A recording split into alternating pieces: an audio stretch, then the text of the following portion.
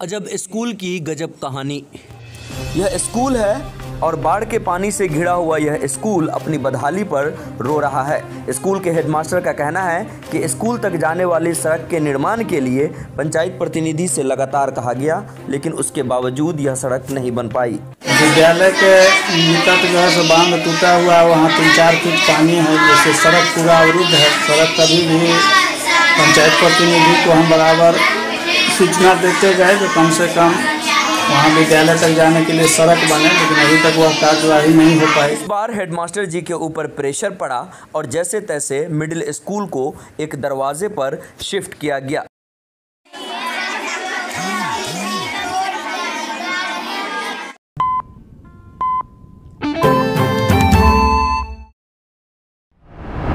नमस्कार, मैं तौहीद। स्वागत है आप सभी का बदलता हिंदुस्तान न्यूज़ पर। मैं इस वक्त मौजूद हूँ मधुबनी ज़िला के बिस्फी प्रखंड के अंतर्गत रथौस पंचायत के दुर्जवलिया में स्थित मध्य विद्यालय पर।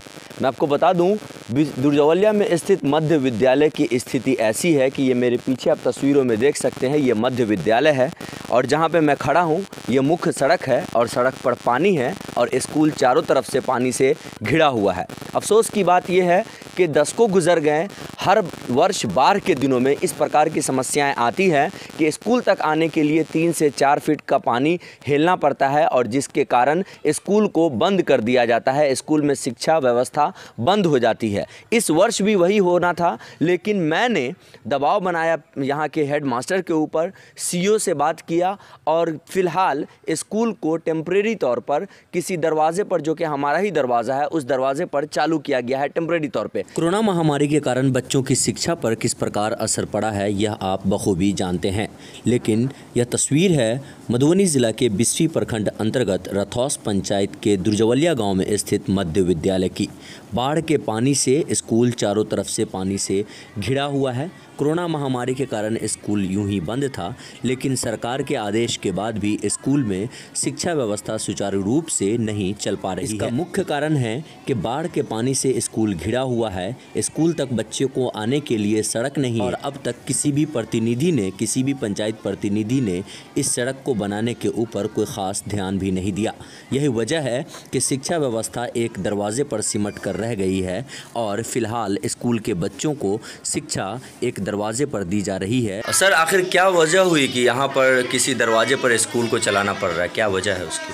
विद्यालय के निकट जो है बांध टूटा हुआ है, वहाँ 3-4 फीट पानी है, जैसे सड़क पूरा अवरुद्ध है। सड़क कभी भी पंचायत प्रतिनिधि को हम बराबर सूचना देते गए कि कम से कम वहाँ विद्यालय तक जाने के लिए सड़क बने, लेकिन अभी तक वह कार्यवाही नहीं हो पाई, जिसके कारण बच्चों को आने जाने में अधिक कठिनाई हो रही है। बच्चे के भविष्य को देखते हुए मानवता के आधार पर हम विद्यालय को दरवाजे पर स्वेच्छा से परमिशन लेने के बाद जो है चला रहे हैं। लेकिन बीते वर्षों में भी बाढ़ के दिनों में इस प्रकार की समस्याएं आती रही होंगी, तो उस समय में आप कैसे पढ़ाई सुचारू रूप से चलाते थे सर? हमेशा बाढ़ आने के बाद यही, चूँकि सड़क जब तक विद्यालय तक पूर्ण रूपेण अच्छा से नहीं बन पाएगा, बच्चे को वहाँ आना जाना जब तक सही से नहीं होगा, तो बच्चे को जाने में वहाँ 3-4 फीट पानी हो जाता है सड़क पर, जिससे कभी भी तो हर वर्ष स्कूल बंद हो जाता था, इस क्लास वगैरह बंद हो जाते थे बाढ़ के दिनों में? हाँ, पर लगभग बंद होता था। यही वैकल्पिक व्यवस्था करके हम किसी ढंग से इसको संचालन करते थे। आप चूँकि हेडमास्टर हैं, यहाँ के प्रतिनिधि से आपने गुहार लगाया उस सड़क के निर्माण के लिए? हाँ, सड़क के निर्माण के लिए लगाए। अभी जो वर्तमान में मुखिया हैं पंचायत के, उनके द्वारा हम बार रिमाइंडर, तो उन्होंने एक योजना मुझे दिखाया जो मुख्य प्रधानमंत्री सड़क से मध्य विद्यालय, उत्क्रमित मध्य विद्यालय दुर्जवलिया तक सड़क पीसीसी निर्माण होना है, लेकिन आज तक उस पर कोई कार्य नहीं किया। आपका नाम क्या हुआ सर? सत्येंद्र कुमार सिंह। हेडमास्टर का कहना है कि यहाँ के प्रतिनिधि से उन्होंने लगातार गुहार लगाया, लेकिन कई बार गुहार लगाने के बाद भी स्कूल तक आने वाली सड़क को बनाने का काम नहीं किया गया। हेडमास्टर को कहने के बाद, हेडमास्टर पर दबाव बनाने के बाद स्कूल को टेम्परेरी तौर पर दुर्जवलिया मोहम्मद इब्रार के दरवाजे पर चलाया जा रहा है। आखिर ये नौबत आई क्यों? आखिर क्यों नहीं प्रतिनिधि इस स्कूल तक आने वाली सड़क पर ध्यान दिए? आखिर क्यों नहीं प्रतिनिधि इस स्कूल तक आने जाने वाली सड़क को बनाएं। ये एक बड़ा सवाल है। जिस प्रकार से स्कूल को बनाने के लिए करोड़ों रुपए खर्च हो गए, लाखों रुपए खर्च हो गए, लेकिन स्कूल तक आने के लिए सड़क नहीं है। और यही वजह है कि स्कूल में पढ़ने वालों बच्चों की भविष्य का क्या होगा उसका आप खुद अंदाज़ा लगा सकते हैं। जिस स्कूल तक आने के लिए सड़क ना हो, जो स्कूल चारों तरफ से पानी से घिरा हो, जो स्कूल बाढ़ के दिनों में 2-3 महीना बंद हो, उस स्कूल में पढ़ने वाले बच्चे की शिक्षा का स्तर क्या होगा